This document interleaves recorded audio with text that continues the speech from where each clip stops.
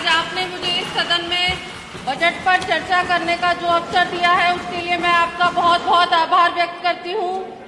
Budget के समर्थन में अपनी बात रखते हुए मैं सर्वप्रथम माननीय वित्त मंत्री आदरणीय श्री सुरेश खन्ना जी का आभार व्यक्त करना चाहूंगी कि उन्होंने 9,12,000 करोड़ से अधिक की धनराशि का अब तक का सबसे बड़ा बजट सदन में प्रस्तुत किया है। इस बजट के आकार की यदि बात करें तो यह बजट पिछले 9 वर्षों में 3 गुना से अधिक बढ़ चुका है, जो कि हमारी सरकार के लिए एक बड़ी उपलब्धि है।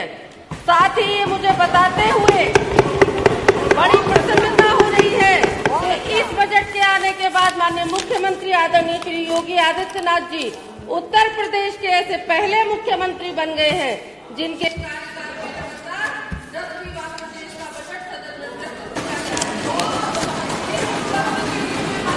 हार्दिक बधाई देती हूँ, शुभकामनाएं देती हूँ। इस बजट के माध्यम से माननीय वित्त मंत्री जी ने जहां एक और नगर विकास, ग्रामीण विकास, औद्योगिक विकास, निवेश, पर्यटन एवं संस्कृति के विकास का पूरा ध्यान रखा है, वहीं दूसरी ओर शिक्षा, स्वास्थ्य, सामाजिक सुरक्षा और आधारभूत संरचना के विकास को भी बजट में पर्याप्त स्थान दिया गया है। 2017 से पहले जिस उत्तर प्रदेश को बीमारू राज्य के रूप में जाना जाता था, आज वही उत्तर प्रदेश हमारे यशस्वी मुख्यमंत्री आदरणीय योगी आदित्यनाथ जी के नेतृत्व में बीमारू राज्य से रेवेन्यू सरप्लस वाला राज्य बन चुका है।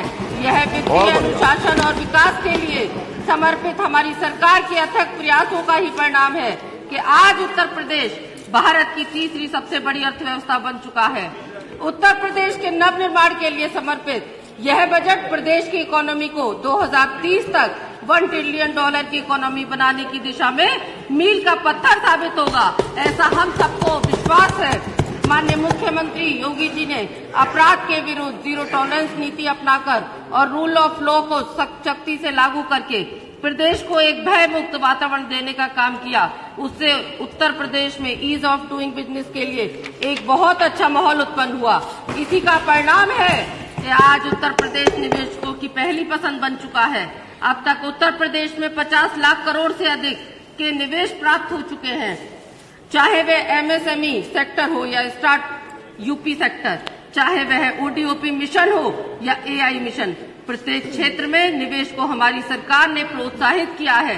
इन प्रयासों का ही परिणाम है कि आज उत्तर प्रदेश में 3 करोड़ से अधिक रोजगारों का अवसर का सृजन संभव हो सका है। इस बजट के माध्यम से इंफ्रास्ट्रक्चर डेवलपमेंट के लिए 2 लाख करोड़ से अधिक की धनराशि का आवंटन किया गया है। इससे न सिर्फ प्रदेश के इकोनॉमिक डेवलपमेंट को अधिक बल मिलेगा, बल्कि इससे बड़े स्तर पर रोजगार का सृजन भी होगा। बहुत बढ़िया। हमारे वित्त मंत्री जी द्वारा प्रस्तुत इस बजट के माध्यम से समाज के सभी वर्गों जैसे गरीब, किसानों, महिलाओं, युवाओं, श्रमिकों और दुर्बल वर्ग के लोगों का विशेष ध्यान रखा गया है। इस बजट में जहां एक ओर अन्नदाता किसान को सशक्त करने के लिए अनेक योजनाएं दी गई हैं, वहीं दूसरी ओर महिलाओं को आत्मनिर्भर बनाने के लिए भी विभिन्न योजनाएं इस बजट के माध्यम से दी गई हैं। बजट में दिए गए इन प्रावधानों के माध्यम से हमारे अन्नदाता किसान और मातृशक्ति निश्चित रूप से स्वावलंबी और आत्मनिर्भर बनेंगे। मैं साथ ही कहना चाहूंगी कि 2017 से पहले क्या स्थिति होती थी, हमारी बहन बेटियां सुरक्षित नहीं थी। कहा जाता था पिछली सरकारों में लड़के हैं, लड़कों से तो गलतियां हो जाती हैं। चारों तरफ गुंडाराज, भ्रष्टाराज और घोटालों का बोलबाला था। पिछली सरकारों में सफाई महोत्सव मनाया जाता था। हमारी सरकार में प्रयागराज में भव्य महाकुंभ का आयोजन होता है। ये हम सबके लिए बहुत गौरव का विषय है। पहले टोपी पहनने वालों लोगों की वजह से आए दिन दंगे होते थे, कर्फ्यू लगते थे हमारे उत्तर प्रदेश में।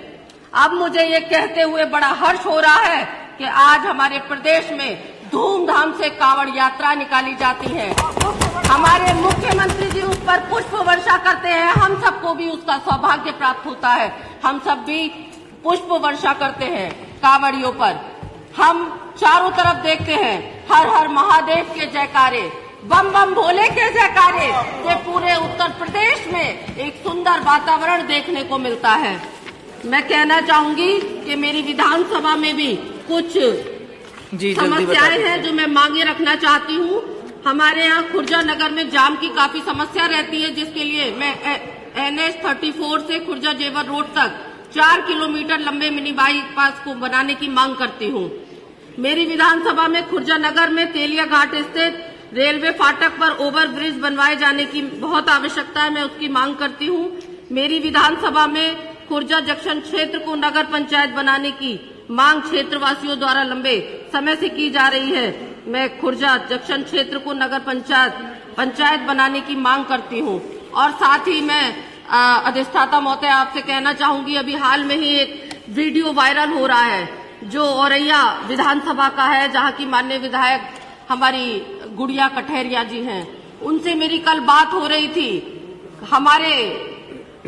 हमने उस वीडियो में देखा, मेरे सभी भाई, मेरे माननीय विधायक यहाँ सभी उपस्थित हैं, उसमें PWD की एक रोड बन रही है और कुछ सपा के गुंडे उस रोड को रौंदने का काम कर रहे हैं, तोड़ने का काम कर रहे हैं। बहुत खतरनाक बात है। हम लोगों को शर्म आती है, उनकी मानसिकता दिखाई देती है कि वो किस मानसिकता के साथ काम करते हैं। ठीक है, तो मैं बहुत धन्यवाद देती हूँ। माननीय मोहम्मद ताहिर जी।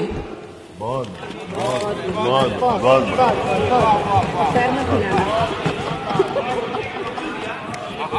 भाई बहुत बधाई आपको, बहुत बधाई। एक पार्टी दे दी हूँ। भाग लेने के